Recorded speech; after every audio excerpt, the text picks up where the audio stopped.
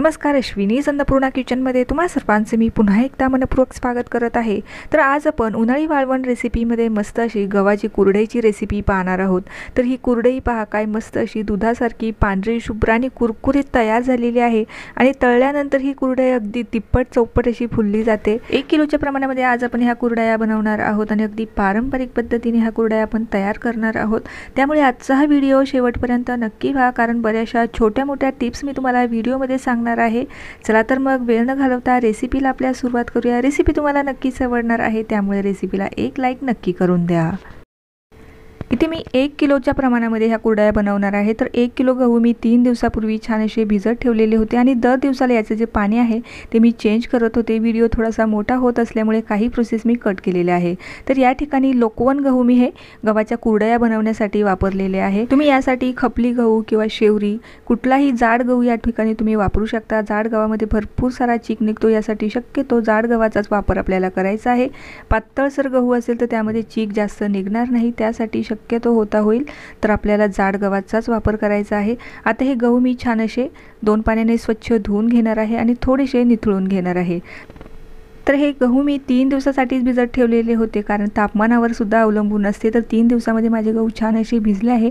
तुम्हाला एखाद दिवस थोडा जास्त लागू शकतो। तर आता हे गहू मी गिरणीवरून छान असे दळून आणणार आहे। तुम्ही हे मिक्सरला सुद्धा दळून घेऊ शकता। थोडे थोडे गहू घ्यायचे आणि त्यामध्ये थोडं थोडं पाणी टाकून त्याचा छान असा चीक तयार होतो। आता हे गहू मी गिरणीवरून दळून आणणार आहे। तर या पद्धतीचे माझे गहू सर्व मी इथे दळून आणलेले आहे, तुम्ही पाहू शकता। आता हे गहू दळल्यानंतर याच्या आतील जो चीक आहे तो आपल्याला पूर्णपणे बाजूला काढून घ्यायचा आहे। तर त्यासाठी इथे मी थंड पाणी यामध्ये घालून घेणार आहे। पातळसर आपल्याला हे करून घ्यायचं आहे आणि याच्या आतील जो चीक आहे तो आपल्याला काढून घ्यायचा आहे। हाताने पूर्ण अगोदर सुरुवातीला मिक्स करून घेऊया, त्यानंतर हातानेच आपल्याला हा चीक काढावा लागणार आहे। तर 3 दिवसासाठी गहू भिजवले होते, म्हणजे सोमवारी या ठिकाणी मी गहू भिजवले होते, बुधवारपर्यंत त्याला छान भिजू दिलं आणि गुरुवारी अशा पद्धतीने मी गिरणीमधून दळून आणलेला आहे। त्यानंतर याचा चीक आपल्याला काढून रात्रभर हा तसाच ठेवायचा आणि 5व्या दिवशी आपल्याला कुरडया तयार करायला घ्यायचा आहे। म्हणजे कुरडई बनवण्यासाठी मला इथे 5 दिवस लागलेले आहे, तुम्हाला एखाद दिवस मागे पुढे लागू शकतो। त्यानंतर अशा पद्धतीने आपल्याला हातावरती घ्यायचा आहे आणि व्यवस्थित पिळून याचा जो चीक आहे तो काढून घ्यायचा आहे। आणि बाजूलाच मी दुसरं साधं पाणी ठेवलेलं आहे, त्यामध्ये पुन्हा हा गोळा टाकून घ्यायचा आहे। तर 2 पाण्याने हे मी चीक काढून घेणार आहे। जितकं आपल्याला पिळून घेता येईल तितकं पिळून आपल्याला याचा जो चीक आहे हा काढून घ्यायचा आहे। तर इथे मी साईडला दुसरंही पाणी घेतलेलं आहे। तर 2 पाण्याने आपल्याला हा चीक काढून घ्यायचा आहे।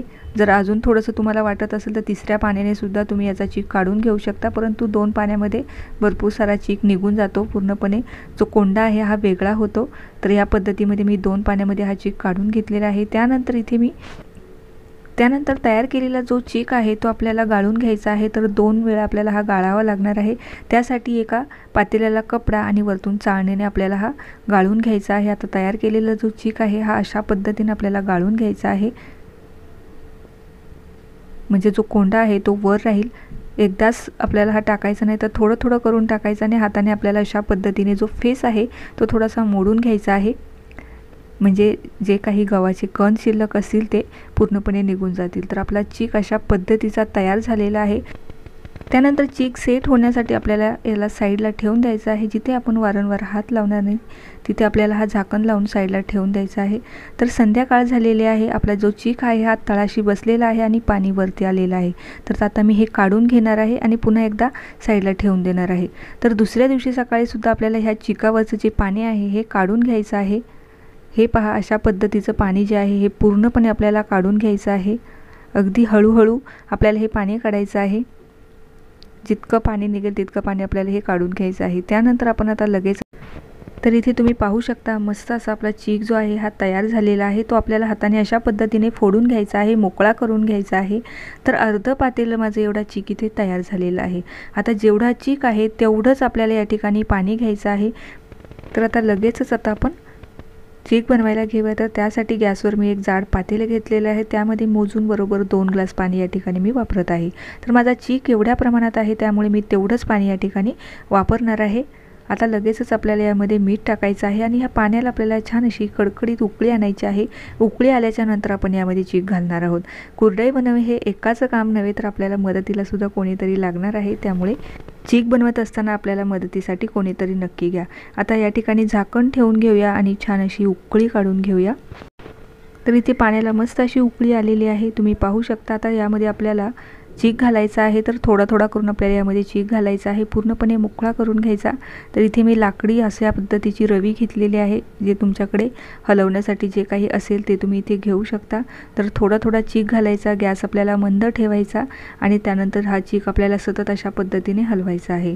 तर ही प्रोसेस करत असताना आपल्याला कुठेही अजिबात जी लाकडाची रवी आहे ती कुठेही सोडायची नाही, नाहीतर एकदा की चिकाच्या गुठळ्या झाल्या तर आपला चीक लगेचच बिघडेल। त्यामुळे हा जोपर्यंत व्यवस्थित घट्टसर होत नाही तोपर्यंत आपल्याला हा हलवतच राहायचा आहे। कारण चीक पाण्यात टाकल्या टाकल्या तो लगेचच घट्टसर होतो आणि त्याच्या लगेचच गुठळ्या तयार होतात। त्यासाठी हा चीक बनवत असताना कुणाची तरी मदत नक्की घ्या, तेव्हाच आपल्याला हा जो चीक आहे हा व्यवस्थित बनवता येईल। त्यासाठी हा आपल्याला सतत मिक्स करायचा आहे। जर आपला चीक बिघडला तर आपल्या कुरडया सुद्धा नक्कीच बिघडतील, त्यासाठी हा चीक व्यवस्थित बनणे फार गरजेचं आहे। तर या ठिकाणी तुम्ही पाहू शकता, अगदी सुरुवातीपासून तर आत्तापर्यंत मला बरोबर 10 मिनिटं लागलेला आहे हा चीक अशा पद्धतीचा तयार होण्यासाठी। तर हा अजून शिजलेला नाही, तर आपल्याला याला अजून 5 ते 10 मिनिटं शिजवून घ्यायचं आहे। तर सर्व चिकाला थोडासा थंड पाण्याचा हात लावून घ्यायचा आणि याला झाकण ठेवून मंद गॅसवरती आपल्याला 10 मिनिटं छान असा शिजवून घ्यायचा आहे। तर झाकण ठेवून 10 मिनिटानंतर तुम्ही इथे पाहू शकता, आपला जो चीक आहे त्याचा रंग जो आहे हा हलकासा ट्रान्सपरंट झालेला आहे, म्हणजे थोडासा काचेसारखा झालेला आहे। तर आता या स्टेजला आपण पुन्हा एकदा मिक्स करून बघूया चीक जो आहे हा व्यवस्थित शिजला आहे की नाही। तर अजिबात तळाशी लागलेला नाही। गॅस आपल्याला कुठेही फास्ट ठेवायचा नाही, हा चीक शिजत असताना गॅस आपल्याला मंदच ठेवायचा आहे। तर अगदी मस्त असा पांढरा शुभ्र हा चीक तयार झालेला आहे। चीक शिजत असताना तो आपल्याला सतत अशा पद्धतीने मिक्स करत राहायचा आहे, तेव्हाच तो तळाशी लागणार नाही। आता चिकाचा रंग या ठिकाणी चेंज झालेला आहे, म्हणजे थोडासा पारदर्शक झालेला आहे, तेव्हाच समजायचं आपला चीक जो आहे हा शिजला गेलेला आहे। आता लगेचच कुरडया बनवून घेऊया। तर इथे मी कुरडया बनवण्यासाठी अशा पद्धतीचा माझ्याकडे साचा आहे, तर मी या पद्धतीने यावर ह्या कुरडया तयार करून घेणार आहे। तर मी दरवर्षी 10 किलोच्या प्रमाणामध्ये ह्या कुरडया तयार करतो, पण आज खास व्हिडिओसाठी मी 1 किलोच्या प्रमाणामध्ये ह्या कुरडया तयार केलेल्या आहेत। तर प्रत्येकाकडेच अशा पद्धतीचा साचा असतो असं नाही, तर त्यासाठी आपल्या ज्या चकलीच्या साच्यामध्ये भरून सुद्धा आपण ह्या कुरडया तयार करून घेऊ शकतो। तर तुम्ही पाहू शकता, मस्त अशा गोल गरगरीत आणि मोठ्या पांढऱ्या शुभ्र कुरडया या ठिकाणी तयार होत आहे। गावाकडे अशाच पद्धतीने ह्या कुरडया तयार केल्या जातात। तर तुम्ही इथे पाहू शकता, इथे मी एक प्लास्टिकची चाळण घेतलेली आहे किंवा स्टीलच्या ताटावरती सुद्धा ह्या कुरडया तयार केलेल्या जातात। तर मस्त अशा गोल गरगरीत ह्या कुरडया तयार होत आहे। आपली जी कुरडई आहे ही पूर्णपणे चिकावरती अवलंबून आहे। जर चीक जास्त प्रमाणात शिजला किंवा पातळसर झाला तर ती कुरडई काळसर होती किंवा लालसर होते। आता मी तुम्हाला दुसरी पद्धत दाखवत आहे। आता प्रत्येकाकडे माझ्यासारखा साचा असेल असे नाही, तर प्रत्येकाकडे अशा पद्धतीचा साचा तर नक्कीच असेल। तर त्यामध्ये आपल्याला जे चीक आहे तो भरून घ्यायचा आहे आणि आपली शेवची जी प्लेट असते ती लावून घ्यायची आहे आणि कुरडया पाडायच्या आहे। तर या ठिकाणी तुम्ही पाहू शकता, मस्त अशा आपल्या कुरडया ज्या आहेत त्या तयार होत आहे, मस्त अशा गोल गरगरीत, आणि कुठेही त्याचे जे धागे आहे ते तुटत नाही। मस्त अशा आपल्या कुरडया तयार होत आहे आणि झटपट तयार होतात, अगदी जास्त वेळसुद्धा लागत नाही। तर सर्व कुरडया मी आता बनवून घेणार आहे। तर आपल्या कुरडया ज्या आहे ह्या तयार झालेल्या आहे। आता ह्या साच्यावरती मी बनवून घेतलेल्या आहे आणि 2 दिवस कडकडीत उन्हामध्ये आपल्याला यांना वाळवून घ्यायचं आहे। जर तुमच्याकडे उन्हाची सोय नसेल तर 1 दिवस पंख्याखाली आणि 1 दिवस तरी किमान यांना ऊन दाखवणं गरजेचं आहे, कारण आपण ह्या वर्ष ते 2 वर्षासाठी स्टोर करून ठेवू असल्यामुळे यांना 1 दिवस तरी उन्हामध्ये सुकवून घ्यायचं आहे। त्यानंतर आता 2 दिवस झालेले आहे, कुरडया आपल्या मस्त अशा वाळलेल्या आहे, तुम्ही पाहू शकता। आता ह्या तुम्ही हवाबंद डब्यामध्ये भरून वर्ष ते 2 वर्षे स्टोर करून ठेवू शकता किंवा त्यापेक्षा जास्तही टिकतात, अजिबात खराब होत नाही। आता एक कुरडई मी तुम्हाला तळून दाखवते, त्यावरून तुम्हाला समजेलच की ह्या कुरडया किती मस्त अशा पांढऱ्या शुभ्र आणि मस्त तिप्पट चौपट अशा फुललेल्या आहे। तर त्यासाठी तेल आपल्याला कडकडीत गरम करून घ्यायचं आहे आणि कडकडीत तेलामध्येच आपल्याला ह्या तळून घ्यायचं आहे। आता कुरडई तळत असताना नेहमी एक गोष्ट लक्षात ठेवायची आहे, आपल्याला या ठिकाणी फ्रेश तेल वापरायचं आहे, तेव्हाच आपली जी कुरडई आहे ही मस्त अशी टम्म फुगते. यूज केलेलं तेल आपल्याला या ठिकाणी वापरायचं नाही. जेव्हाही आपल्याला काही तळायचं असेल तर सर्वात अगोदर कुरडई तळून घ्यायचे आहे. त्यानंतर जे काही पापड वगैरे आपल्याला तळायचे असेल ते तळून घ्यायचे आहे.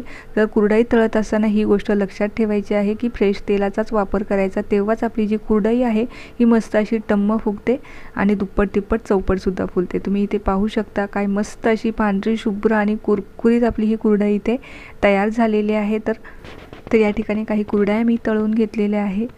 तर ह्या पद्धतीने कुरडया नक्की ट्राय करून पहा आणि कशी झाली ते मला कमेंटद्वारे कळवायला अजिबात विसरू नका. तर पुन्हा भेटूया अशाच एका नवीन रेसिपीसोबत. तोपर्यंत धन्यवाद.